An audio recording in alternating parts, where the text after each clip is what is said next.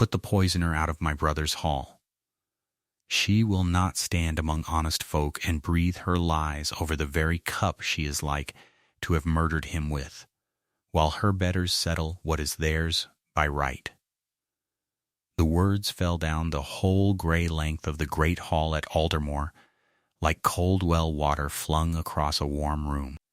and the little stir of approval that ran along the benches after was worse than the words.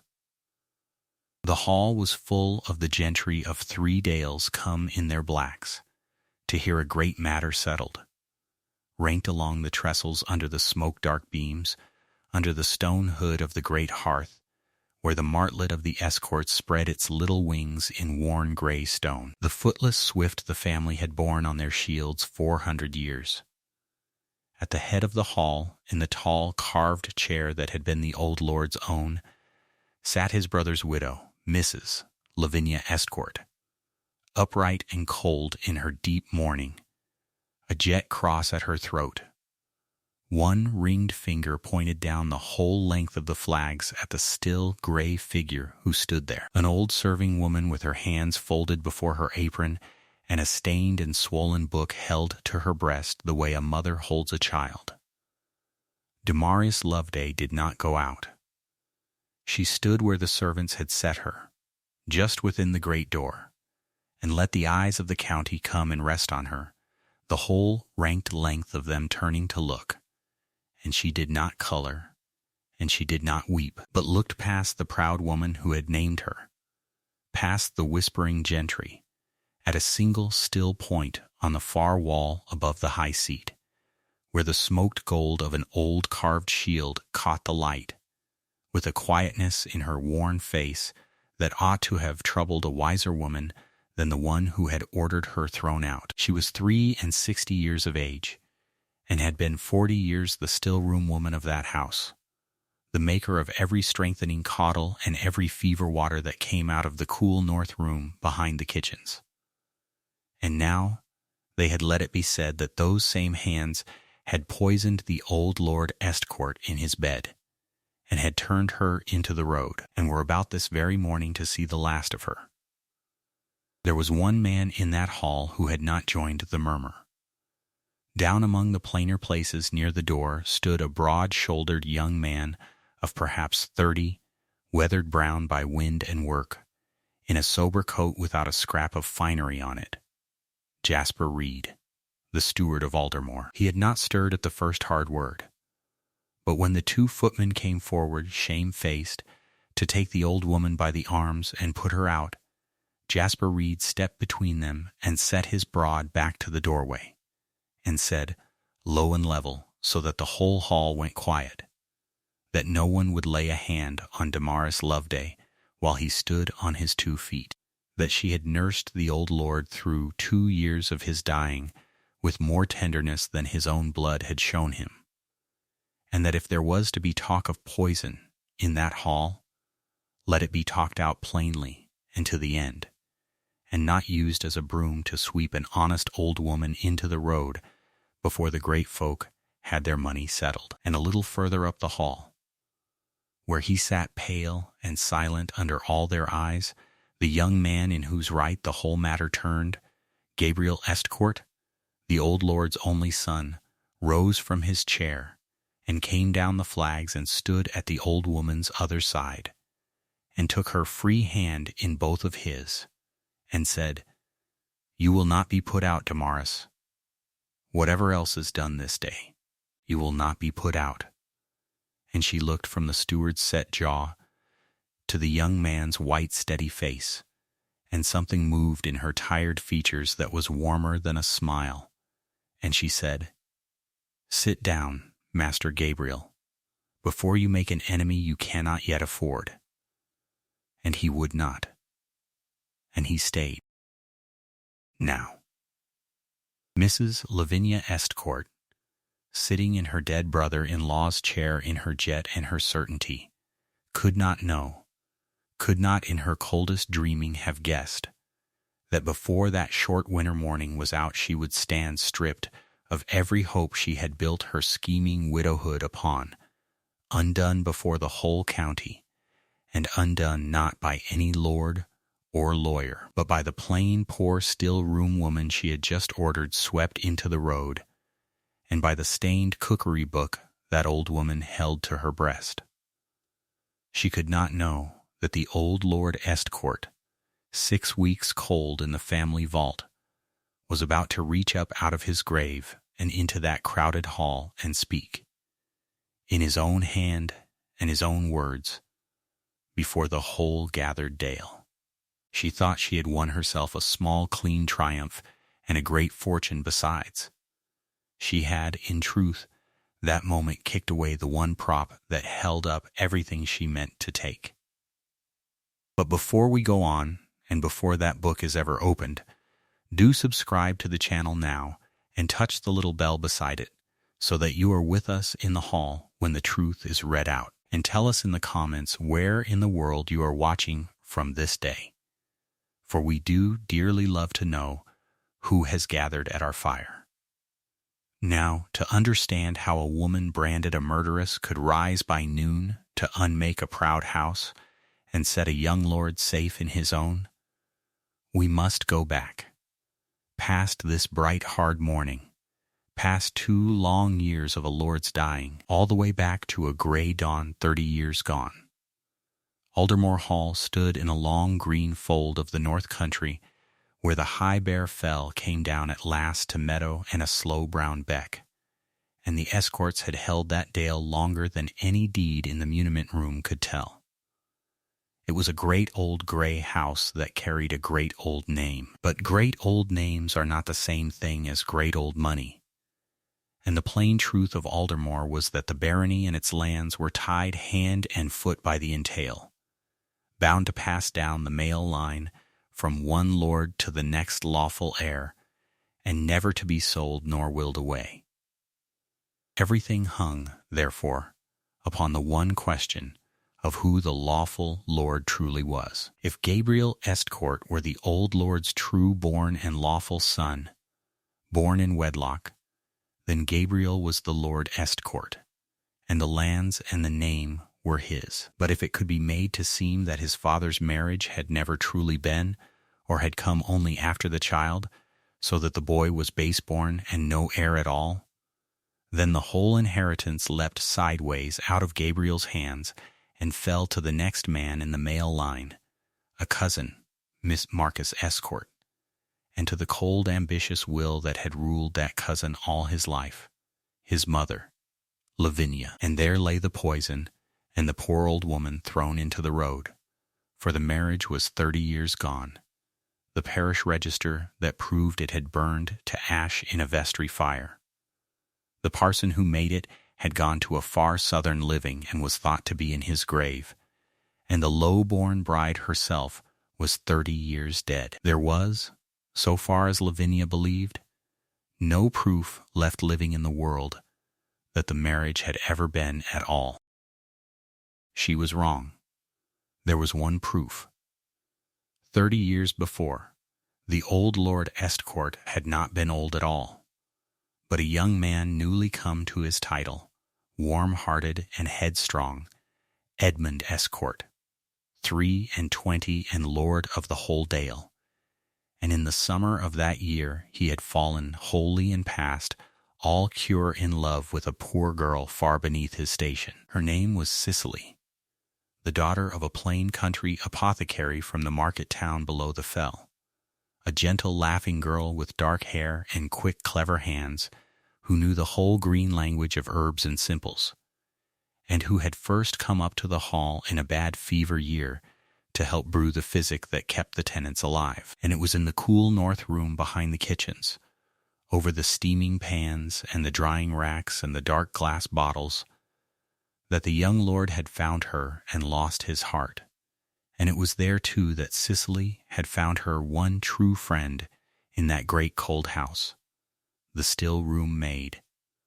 a strong, quiet young woman of 28 with steady hands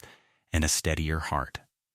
Damaris Loveday. The young lord's kin were horrified that an apothecary's daughter, a girl who smelt of rue and tansy, should be Lady Estcourt and mistress of the dale, and his younger brother's wife above all, the newly married Lavinia, who had come to Aldermore certain that her own sons would one day have it, set her whole cold will against the match. And so young Edmund Estcourt, being 23 and in love and not yet grown into caution, did a rash and a tender and a fateful thing. He married her in secret. He married her at first light on a gray April morning in the little old chapel out beyond the churchyard wall, cold and dim and green with damp,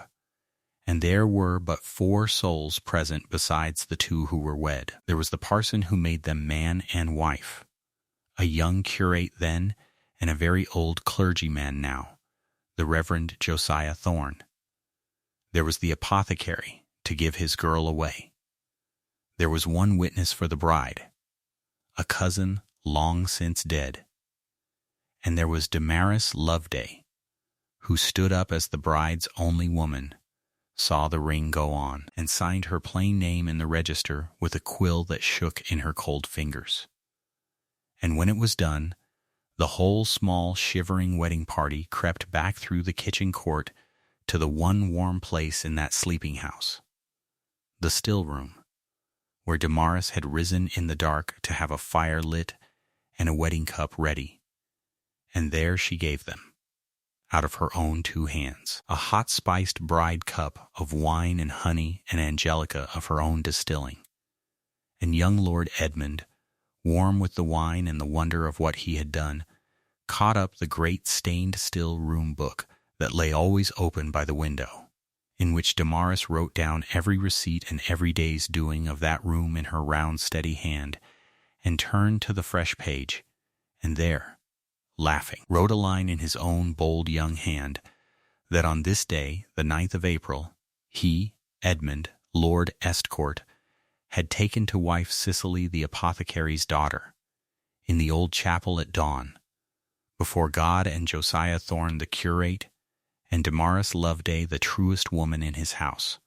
freely and gladly and in his right mind, and would answer for it before any man living or dead. And he dropped a blot of red sealing wax beside his name, there among the receipts for quince cheese and elder water, and pressed into the soft wax the gold signet ring he wore, the little martlet of the Estcourts, so that the crest of the house stood printed sharp in the wax. And old Parson Thorne took the quill and set his own name beneath as witness. And Cicely, glowing, drew from her own breast a small enameled comfit box, a poor pretty thing of blue and white with a little painted bird upon the lid, and pressed it into Damaris Loveday's hands and would take no refusal, and said, "Keep it, for you are the only friend I have in this whole great house, and one day I shall thank you better." And Damaris, who thought the little painted bird a swallow or a wren, some common small bird such as a poor girl might fancy, put it away in her apron and treasured it for 30 years, and never once knew, until the very morning I am telling you of, that the bird upon the lid was no wren at all, but the martlet of the Estcourts, the crest that Cicely had that dawn won the lawful right to bear. They kept the marriage secret a while, until the young lord's courage should be equal to the storm the family would raise, and in the deep of the next winter, in the January that followed that April wedding, on a hard black night, with the snow banked against the kitchen door, Cicely was brought to bed in the hall of a son, a strong living boy, the lawful heir of Aldermore, born 9 full months and more after the ring went on her hand, and it was Damaris who sat with her, and Damaris who carried the birth caudle up the back stair at 3 of the clock, and Damaris who wrote it all down that same night in the still room book, the hour and the day and the child that lived, God be praised. 10 days after, they christened the boy Gabriel, and she made the christening comfits and wrote that down too. And 3 weeks after that, in a hand that shook and blotted for the first time in all those pages, she wrote that her dear lady Cicely, who had never gathered her strength again after the hard birth, had died in the gray of the morning of a childbed fever that no water nor cordial in all her still room could turn. And so the low-born bride was 30 years dead before ever this tale's morning dawned, and the young lord her husband was left a widower at 24, with a motherless boy in his arms. And grief made him quiet, and quiet made him yielding. And the register of that secret marriage went into the church chest and was, in the sad years, half forgotten by the world. But the whole living record of it, dated and sealed and witnessed, the marriage and the birth and the death alike, lay safe all that while in the stained old still room book, kept and guarded by the one faithful woman who had stood at the wedding and the birthing and the burial, and had loved them all. And it was Damaris Loveday who raised the boy. It was the still room he ran to when he was small and hurt or afraid, and the still room woman who had his winter coughs and his cut knees in her 2 hands,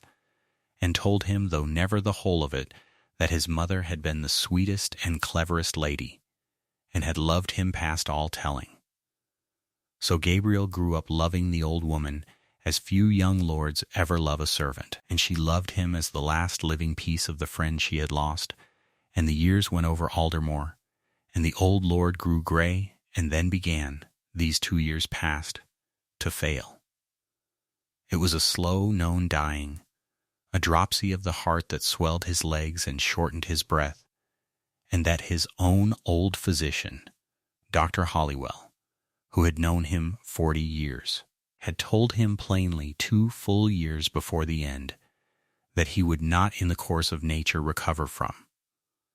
And through the whole long decline of it,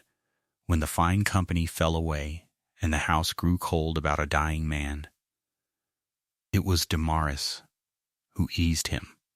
who made the cordials that let him sleep and sat the long gray afternoons with him when his own kin were busy about the estate they meant to have. And I must be plain, for the whole cruelty of the tale turns on it. The old lord was dying, openly and slowly, of a disease every soul in the house could name, and the cordials Damaris made him were the honest easing physic his own doctor knew of and approved. There was no more poison in them than there was in the well. But in that same long dying, the old lord's mind, sharpened rather than dimmed by the nearness of the end, turned at last to the thing he had been too grief-worn all his widowed life to set in order. He looked at his cold, clever sister-in-law Lavinia, and at her son Marcus, grown to a smooth, grasping man, and he counted over the props that held his own son's right, and found them, one by one, gone. The register had burned, and he had never thought to have it copied. The witnesses were dead or scattered, and Parson Thorne gone away 30 years back and thought to be in his grave. And he understood, lying there swollen and short of breath,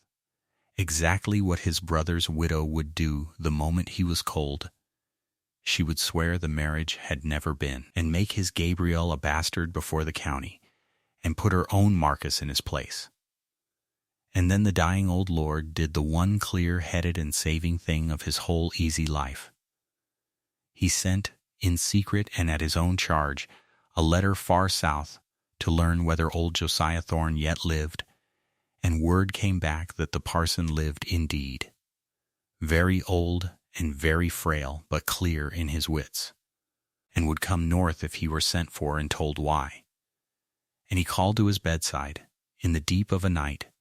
the one person who had been at the wedding and the birth, and knew where the whole proof lay, Damaris Loveday.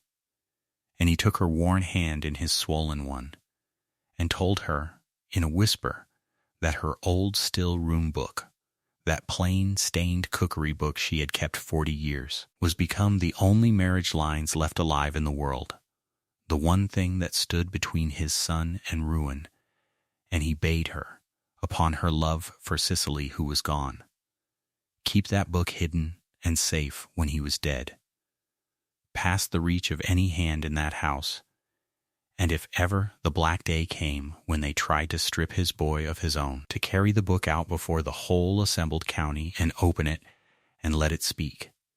And Damaris promised him. And a few nights after, with her hand and his son's hand both in his, the old Lord Estcourt died of the dropsy that had been 2 years killing him, and was carried to the vault beneath the church, and Lavinia Estcourt began,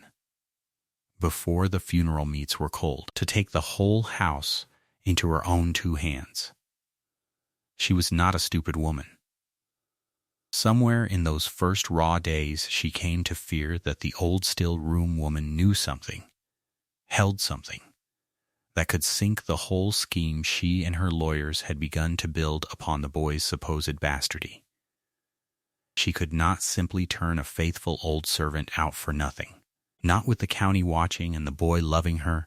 She must first destroy her, make her word worth nothing. And what surer way to make a still-room woman's word worthless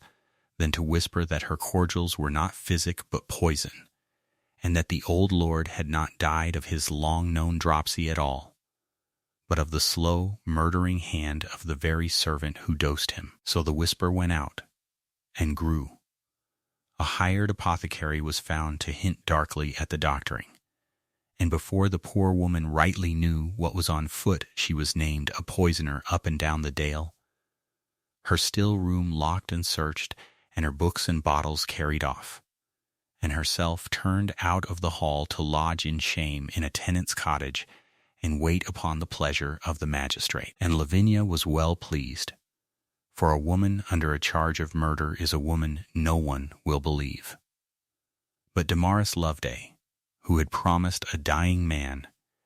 had been cleverer than the proud woman guessed. On the very night the old lord died, remembering her promise, she had taken the true old book, the swollen 40-year book with the wedding page in it, out of its place, and carried onto the shelf in its stead an ordinary fair copy of the plain receipts, and the true book she had wrapped in oiled cloth and hidden under the flags of her own cold hearth, and told not one living soul. So they searched, and found nothing but Kinsey cheese and elder water, and could prove no poison, because there was none, but neither would they let the charge quite fall, for it served too well, and there the matter hung, the old woman disgraced but uncondemned. On the very morning that Marcus Estcourt's claim to the barony came at last to be heard in the great hall before the county and the magistrate. And so we are come round again to that bright hard morning, to the hall full of the ranked gentry, to Lavinia cold in the dead lord's chair with her son Marcus at her side, to the young Gabriel pale and all but dispossessed, the steward Jasper Reed with his back to the door, and the old still-room woman standing on the flags with a stained book at her breast that not one of them knew the worth of. The claimant's lawyer, a smooth, well-fed gentleman named Mr. Pruitt, was well into his argument, and it was going all one cold way. He rehearsed how the register of the alleged marriage had burned and could not be produced, how no clergyman living could be found to speak to it, how there was, in plain law, not one particle of admissible proof that the late lord had ever wedded the apothecary's girl before her child was got, and how, therefore, the company must see that the boy Gabriel was no lawful heir, and that the barony and the lands descended clear and clean to his client, Missy, Marcus Estcourt. And the county nodded gravely along the benches, for the thing was smoothly said and seemed watertight. And at the head of the hall Lavinia let a thin, cold smile touch her mouth, and looked once down the whole length of the flags at the disgraced old woman by the door, with the settled contempt of one who has already won. And it was into that smooth and deadly moment, as the lawyer gathered his papers to sit, that the faithful old family solicitor of the Estcourts, a spare grave gentleman named Mr. Selby, who had kept the house's affairs 40 years, and had loved the old lord, rose slowly from his place, and he begged the magistrate's pardon, and said that before the great matter was declared closed there was a witness present, and a piece of evidence that the court must in justice hear, laid upon him to bring forward by the last living wish of the late Lord Estcourt himself. And he turned, and looked down the hall at Damaris, and said gently, "Now, Mistress Loveday, now is the hour he told you of. Bring it forward." And Lavinia came half out of her chair and cried sharply that this was monstrous, that they would not hear a word from a woman under a charge of murder, a proved poisoner, a disgraced servant with a grudge, and she bade the magistrate silence her and have her removed. But the magistrate, a fair-minded man, said that he would hear what the old solicitor thought so grave, that as for the charge of poison, it was not proved and not before him that day, and that the woman should speak. And Damaris Loveday walked, for the first time in 6 weeks, with her head up, the whole long length of the great hall of Aldermore, past the staring gentry and the smooth, pale lawyer, up to the great table below the high seat, and she laid down upon it, before them all, the stained and swollen 40-year book, and unwrapped its oiled cloth, and opened it to a page she could have found in the dark, and stood back and let it speak. The old solicitor set his spectacles, and in the great hush he read it out. He read the still-room woman's own plain entry of the 9th of April 30 years gone, the wedding cup made at dawn for the young master and his lady, married that morning in the old chapel by the Reverend Josiah Thorne, and then into a silence in which the settling of a log in the great hearth sounded like a falling beam, he read the lines written beneath in another and a bolder hand, the young Lord Edmund's own, that on that day he had taken to wife Cicely the apothecary's daughter, freely and gladly and in his right mind, before God and the parson and Damaris Loveday, and would answer for it before any man living or dead. And he held up the page and turned it to the county, and there beside the dead lord's name, printed sharp and deep in a blot of red wax 30 years old, was the little martlet of the Estcourts, the self-same footless bird that spread its wings in gray stone over the hearth above their heads, and in smoked gold upon the shield on the wall. And he read the parson's name beneath, in witness. And he turned the leaves, and read the entry of the birth, the hard black January night 9 full months and more after that April dawn, and the christening 10 days after, and, in the shaking blotted hand, the death of the Lady Cicely 3 weeks after that, every one of them dated in one steady, faithful hand, kept unbroken across 30 years. And the county, that had nodded so gravely along the smooth argument, sat now in a stillness like the stillness before thunder. But a record may be challenged, and the smooth Mr. Pruitt, rallying, rose to say that this was but an old servant's book, that any hand might have written those lines at any time, that the wax and the bird proved nothing, that the parson who might have sworn to it was 30 years gone and surely dead. And the old solicitor inclined his head, and said gravely that he had thought the learned gentleman might say so,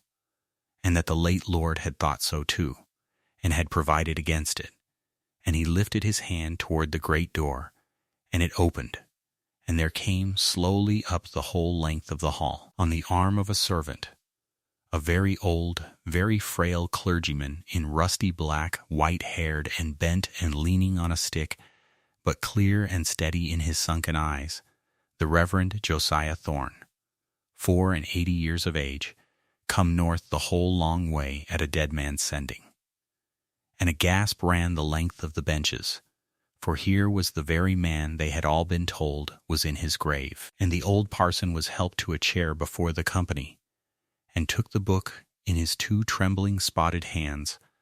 and looked long at the page, and the tears stood in his old eyes. And he said, upon his office and his oath and before the God he had served 60 years, that this was his own name written there in his own young hand, and that he remembered that gray April dawn as though it were yesterday, the cold chapel and the shivering bride and the young lord's glad face, and that with these old hands he had married Edmund Estcourt and Cicely, the apothecary's daughter, truly and lawfully, a full year before ever the boy Gabriel was born, and that he would swear it on the book before any court in England, and had come north to die, if need be, in the swearing of it. And then Damaris Loveday, who had stood all this while quiet by the table, did the one thing that no man there had staged for her, and no man could have foreseen. She drew out from within her plain gray gown a small worn enameled comfit box of blue and white, the poor pretty thing her lady had pressed into her hands over a wedding cup 30 years before, and that she had carried against her heart every day since, and set it on the table in the light beside the open book, and said, in a voice that shook for the first time that morning, that her lady had given it her on the wedding morning and bidden her keep it, and that she had kept it 30 years and taken the little bird upon the lid, God forgive her ignorance, for a common wren. And the old parson leaned, and looked, and gave a cry. And the solicitor took it up and held it to the light, and the little painted bird upon the lid of the poor servant's box was no wren at all, but the martlet of the Estcourts, wings spread, the same bird to the last feather that stood printed in the 30-year wax upon the page, and carved in the gray stone over the great hearth, and blazoned in smoked gold upon the shield upon the wall. The crest the low-born bride had won the lawful right to bear at dawn on the 9th of April, and had given, in a little painted box, into the one faithful pair of hands she trusted to keep it. And the whole hall saw it, and the whole hall knew. The magistrate rose, and did more than close the matter of the inheritance. For Dr. Halliwell, the old physician, rose unbidden, and said that he had attended the late Lord Estcourt 40 years, and had told him plainly 2 years before his death that the dropsy in his heart would carry him off, as in the end it did, in the plain course of nature and no other way, that he had known and approved every cordial the still-room woman ever made her master, and that the charge of poison laid against Damaris Loveday was as false and cruel a thing as ever he had met, got up by those who had their own black reasons to want an honest witness disgraced. And the magistrate, grave now with a different coldness than the hall had felt that morning, ordered there and then that the charge against Damaris Loveday be struck out and declared false before the whole county, and her good name given back to her before them all. And he asked the smooth lawyer, man to man across the hall,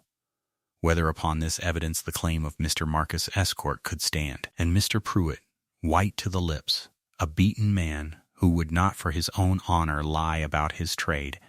said that it could not, that here was a contemporaneous record, sealed by the late lord's own hand and signet, sworn to by the very clergyman who made the marriage, corroborated in every date and beyond all shaking, that it was the surest proof of a marriage he had met in 30 years at the law, and that there was not a court in the kingdom that would let one word of it be gainsaid. And so, in the turn of a single winter hour, the cold certainty at the head of the hall broke to pieces, and Lavinia Estcourt sat rigid in the dead lord's chair, with the jet gone dull at her throat, and understood, whole and at a stroke, that she had not only lost the great fortune she had schemed her widowhood away to steal, but had branded a murderess and thrown into the road, before the whole county, the one honest woman whose plain-kept book had just proved her A would be robber of an orphan, and that she now sat wholly at the mercy of the very boy she had tried to beggar and the very servant she had tried to ruin. And they raised Gabriel Estcourt up in his own hall. The magistrate declared him, before the assembled Dale, his father's true-born and lawful son, and the Lord Estcourt of Aldermore, and the old parson wept, and there was a sound along the benches like a great breath let go. And the young lord came down from his place, and he did not go first to the magistrate nor to the lawyers, but the length of his own hall to the old woman by the table. And he took Damaris Loveday's worn hands in both of his, the hands that had made his mother's bride cup and his own birth caudle, and had kept faith with a dead man's whisper against a whole proud house, and raised them to his lips before them all, and said, so that the county heard it, that he had lost his father and never known his mother, but had never in his life been without a mother's love, for it had come to him all his days out of the still room in this woman's 2 hands, and that while he was lord of Aldermore, she should want for nothing, and stand below no one, and the still room should be hers to the end of her days. Now the law would have suffered the young lord to fall upon his aunt and his cousin with the whole weight of what they had done, the false charge of murder that was very near a hanging matter, the plotted theft of a boy's whole birthright. And half the Dale that morning, remembering the old woman driven into the road, sat waiting and half hoping to see them ruined to the ground. But it was Damaris Loveday who stayed his hand. She asked the young lord, quietly, at his side, not to make of the day a second cruelty, not to send his father's brother's widow to the dock nor his cousin to disgrace and want, but to let the punishment be that they should live plainly, and live knowing that the whole county knew. And Lord Gabriel, who could deny that woman nothing, did as she asked. Upon the cousin Marcus, who had been more his mother's tool than his own man, he settled a small fixed yearly sum, enough to keep him decent and no more, on condition that he took himself out of the Dale and never troubled it again. And Marcus went, and lived narrow and forgotten in a far town, and was heard of no more. And upon Lavinia Estcourt he laid neither the gale nor the empty hand, but settled, at Damaris's own asking, a bare modest competence, and the use of a small plain house at the edge of the town, enough to keep her from want, and not 1 penny past it. And he asked of her only this, that she should come once, openly, before the county, to Aldermore, that the long matter might be seen closed without blood.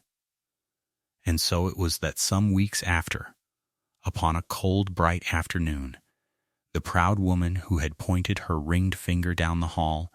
and called for the poisoner to be thrown out was handed down at that same great door as a guest, and received with a grave still courtesy, and given her tea with her own hands by the old still-room woman she had branded and disgraced, and Maid, gently and before witnesses, and to the very dregs, to drink the whole lesson down. And the old still-room book that a poor woman had kept faithfully through a wedding and a birth and a death and 30 years of common days was mended and set behind glass in the great hall itself, beneath the smoked gold shield, open at the page where a young lord's glad hand and a martlet in red wax stood beside a servant's plain morning entry, and beneath it was set the whole plain truth of the matter, so that the marriage a proud woman had tried to unmake, and the honest name she had tried to poison, should never again be in danger of being lost. And in the turning of the years the Dale grew used to the sight of the young Lord Estcourt walking his farms with his old steward at his one hand and his old still-room woman, hale and honored to the last, at his other, and Damaris Loveday lived out her long days keeper of the warm north room, where the whole of it had begun, making her cordials for another generation of the Dale's sick children, with a little worn enameled box on the shelf above her drying racks, where any child who asked might see the little painted bird that had helped to save a lord. For the great may cut their claims in marble, and seal their lies in wax, and swear their smooth arguments before the whole assembled county. But the truth of a marriage and a birth and a faithful life is kept, in the end, not in the grand deed box of the mighty, but in the plain patient hand of the lowly, who trouble to write down what is true on the day it happens, and keep faith with it, without reward and without witness, against all the long years, and it waits there, however long it must wait, for the one honest hour that needs it. If this story warmed you, do subscribe and turn on notifications so that you never miss our next tale of quiet worth proven at last before the whole assembled house. And tell us in the comments what you would have done. Standing in the young lord's place, received the proud woman who slandered and ruined you as a welcome guest at your own table, and given her tea with your own hand, as this house chose to do, or shut the great door against her for good and all, and let the law have its way. And let us know where in the world you are watching from this day, and what the hour was when you finished the tale. And join us next time, for the story of a lady's maid turned out of a great house on the morning of its wedding, and the single altered line of stitching in a bride's own gown that would halt a marriage before the vows were said. Until then, think kindly of the faithful hands that keep what is true. And somewhere in a warm north room behind the kitchens, an old woman set a fresh pan upon the fire, and reached down a jar of angelica, and began again.